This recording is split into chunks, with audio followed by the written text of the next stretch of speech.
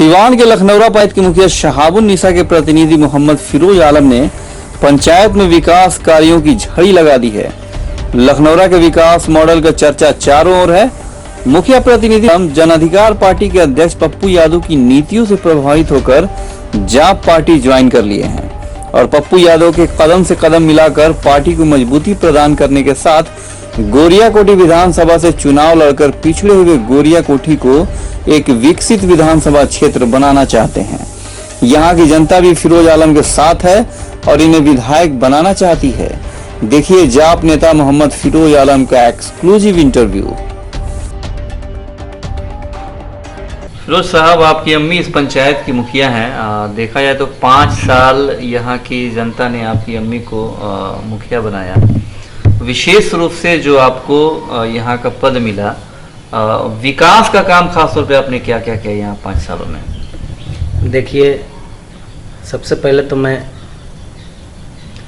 आप लोगों को और सारे जो इस चैनल को देख रहे हैं और देखेंगे उन लोगों को बहुत बहुत धन्यवाद और सलाम करता हूँ। और विकास जो है हम लोगों का लक्ष्य विकास है। जब हम मुखिया नहीं थे तब भी मेरा सोच यही होता था कि घर से लेकर और शहर तक और शहर से लेकर पूरा देश तक विकास हो। मेरा सोच यही था और लोगों ने हमें बहुत अच्छा मौका दिया और मुखिया चुना और मैं लोगों के लिए मैं खारा उतरा अपने काम में। मैंने सरकार का 1 रुपया भी नुकसान नहीं किया।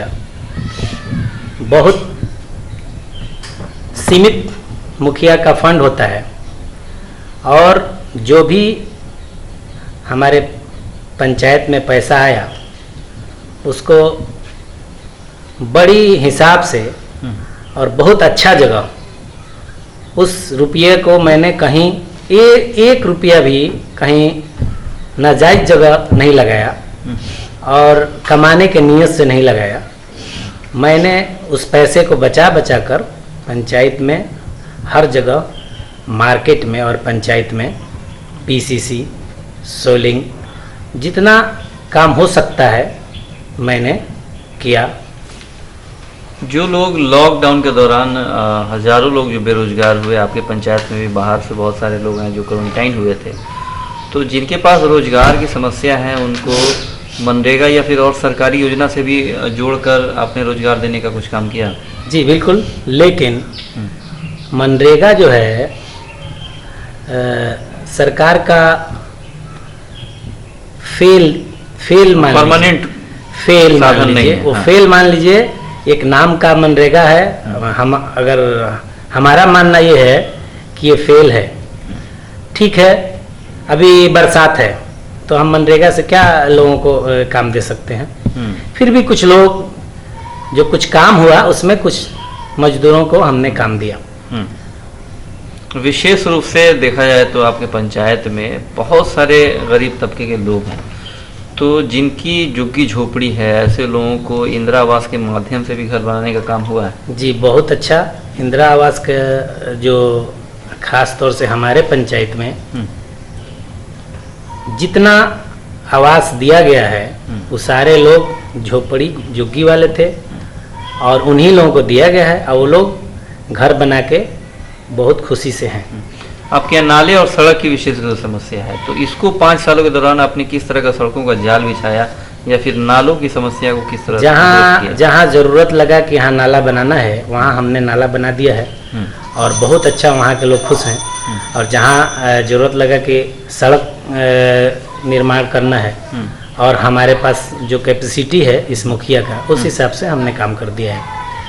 देखा जाए तो आपका जो एरिया है, जवार या फिर पंचायत की बात करें, बाढ़ग्रस्त इलाके के रूप में जाना जाता है। बाढ़ कई बार इस एरिया को टच करता है और काफ़ी लोगों की समस्याएं होती हैं। सरकार ने भी अलर्ट किया है कि गोपालगंज से लेके इस एरिया में भी लकड़ी नदी का देखा जाए तो प्रायः डूब जाता है।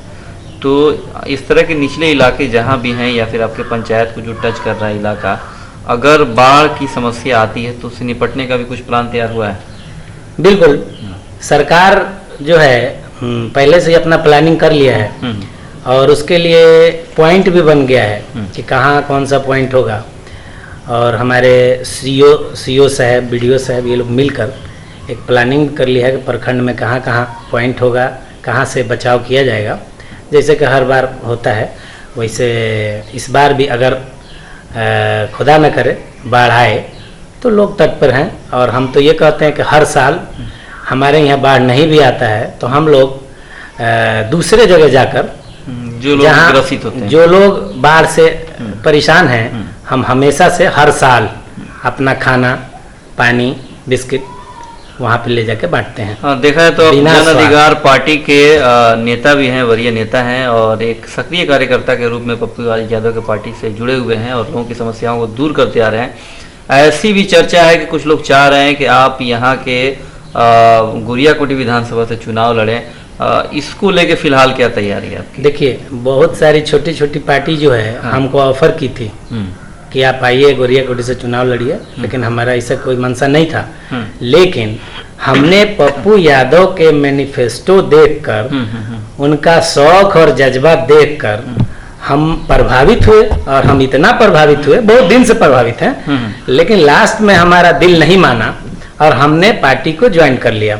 अब जब हम पार्टी को ज्वाइन कर लिए तो हमको लगा कि बिहार में नहीं, पूरे हिंदुस्तान में अगर कोई मुख्यमंत्री और प्रधानमंत्री के लायक है, भले सिचुएशन जो भी कह दे जी, तो हमारे पप्पू यादव हैं। उनका विचार और उनका कर्म बहुत अच्छा है और हमारे कर्म और विचार से मिलता जुलता है, इसलिए हमने जन अधिकार पार्टी में ज्वाइन किया।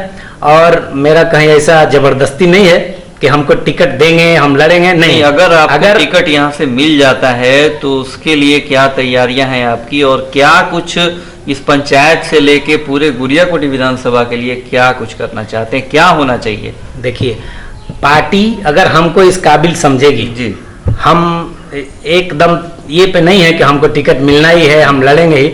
हम तो शुरू से ही समाज का सेवा कर रहे हैं और ये नहीं कि सिर्फ पंचायत में, हम पूरे प्रखंड में और पूरे गुरियाकोटी 1 से 11 हम अपना काम करते हैं, लोगों को मदद करते हैं, लोगों के बीच में रहते हैं। लेकिन अगर हमें पार्टी ने मौका दिया तो हम चुनाव लड़ेंगे। अगर पार्टी हमको इस काबिल समझी, अगर हमारे पप्पू यादव अगर हमको इस काबिल समझे कि हाँ ये चुनाव लड़ सकते हैं, तो हम उसके लिए तैयार हैं, हम चुनाव लड़ेंगे। इस तरह इस कोरोना महामारी और संक्रमण में बिहार की एनडीए सरकार विफल दिखाई दी है। सरकार के स्वास्थ्य मंत्री की बात करें तो बिल्कुल ही नदारद और गायब है। दूसरी ओर जो सत्यदेव सिंह थे, यहाँ के जो विधायक 5 साल से, उन्होंने भी कुछ खास विकास का काम करने का यहाँ काम नहीं किया। चारों तरफ पिछड़ा हुआ इलाका दिखाई देता है गुरियाकोटी में। अगर यहाँ की जनता आपको चुन लेती है, ऑप्शन के रूप में, विकल्प के रूप में आपको देख के यहाँ से विधायक बनाती है, तो क्या कुछ करना चाहते हैं, कैसा होना चाहिए विधानसभा? देखिए, हमको चुने ना चुने, मैं तो ये कह रहा हूँ कि हमारे पार्टी चुनी जाए और हम जो मेन है, जहाँ से गाइडलाइन होगा, हमारे पप्पू यादव चुने जाएं और वो मुख्यमंत्री बने। अगर वो मुख्यमंत्री बनेंगे तो हमको लगता है कि हम लोग कामयाब हैं, इसलिए कि हमारे पास एजुकेशन नहीं है एजुकेशन। हमारे बच्चे जो कोटा और पटना के छोड़ के और चले जाते हैं केरल, हैदराबाद और दूसरे जगहों पे, महाराष्ट्र जाके हमारे बच्चे जो पढ़ाई करते हैं, उसका खर्च जो है अगर लगना चाहिए 3,000 तो उसको 13,000 लगता है। वो बच्चा, गरीब बच्चा, अगर हमारे यहाँ यूनिवर्सिटी होती, हमारे यहाँ मेडिकल होता, हमारे यहाँ कोई भी ऐसा, अभी तक हमारे नीतीश बाबू ने ऐसा कोई काम नहीं किए हैं जिससे इस प्रदेश का विकास हो। बस उन्होंने एक योजना बनाया है और योजना हमेशा से बनता आता है। योजना अपने वोट के लिए लोग बनाते हैं। हमको तो लगता है कि हम लोगों के जैसा आदमी जो है, अगर 10 रुपया सरकार अगर दे रही है तो मेरा विचार ये रहता है कि 1 रुपया अपने पास से मिलाकर कोई ऐसा काम कर दिया जाए जिससे हमारा राज्य को तरक्की हो, हमारे बच्चे केरल और मद्रास नहीं जाएं और यहीं पे वो उच्च शिक्षा पाए। उसको अगर इंजीनियर बनना है तो कोटा जाता है, उसको अगर डॉक्टर बनना है तो मारा फिरता है। अगर हमारे पास, हम तो कह रहे हैं कि कुछ नहीं, 2 और 3 डिस्ट्रिक्ट में एक भी यूनिवर्सिटी हर 2-3 डिस्ट्रिक्ट में अगर बन जाए। आज जो देख लीजिए, कोरोना महामारी में हमारे पास वेंटिलेटर नहीं है, हमारे पास कोई हॉस्पिटल नहीं है, और ना हमारे मुख्यमंत्री जी ने कोई प्राइवेट हॉस्पिटल भी इसके लिए चुना है, कुछ नहीं है। हम लोग जो है राम भरोसे हैं। खुद मुख्यमंत्री छुपे हुए हैं, और वो बिल्कुल छुपे हुए हैं। और हमारा नेता पूरा कोरोना महामारी में लोगों के साथ थे और आज भी साथ हैं। हम तो यही कह रहे हैं कि ऐसा नेता बिहार को मिले जिसका मैनिफेस्टो बढ़िया हो, जिसका लगता है कि जिस तरह आपने अपने इस पंचायत को एक मॉडल पंचायत, एक विकसित पंचायत बनाने का काम किया, वैसा विकसित विधानसभा बनाने का पूरा प्रयास रहेगा। बिल्कुल मेरा प्रयास रहेगा, लेकिन मैं तो ये कहूंगा कि मेरे सिर्फ एक हमारे प्रयास से कुछ नहीं होता जब तक के हमारा मुखिया हमको सहयोग ना करे। अगर हम अपना मर्जी से हम क्या कर लेंगे, अगर हमारे पास कोई फंड और कोई ढंग का ये नहीं आता है तो हम तो यूनिवर्सिटी नहीं बना सकते। लेकिन आखिर में फिलहाल जो संक्रमण फैला हुआ है, लोगों से विशेष अपने पंचायत के साथ पूरे विधानसभा क्षेत्र के लोगों से, कि लोग इस बीमारी संक्रमण से कैसे बचाव करें, सेफ और सुरक्षित। देखिए, मैं तो कह रहा हूँ कि मैं इस बीमारी से इतना तट पे हूँ कि जैसे ही ये बीमारी आई, मैं अपना गाड़ी और माइक बांधकर मैं प्रचार प्रसार कराया। और उस वक्त जो है एक मास्क 25 रुपये का मिल रहा था, तो मैं अपने पैसे से, आप पता कर सकते हैं, मैं अपना पैसा से लगभग हमारे पंचायत में 3200 मास्क और साबुन मैं फर्स्ट टाइम में बंटवा दिया। उसके बाद सरकार का एक दिशा निर्देश था कि भाई इतना ही पैसा का और इतना ही मास्क बांटना है। उस हिसाब से भी मैंने उसमें बढ़ा चढ़ा के जो है मास्क और साबुन बंटवा दिया। और हम खुश होते हैं कि हमारे जो जनता है वो उसको कुछ मिल जाए और वो हमसे खुश हो जाए, इस पर मैं खुश होता हूँ। ठीक।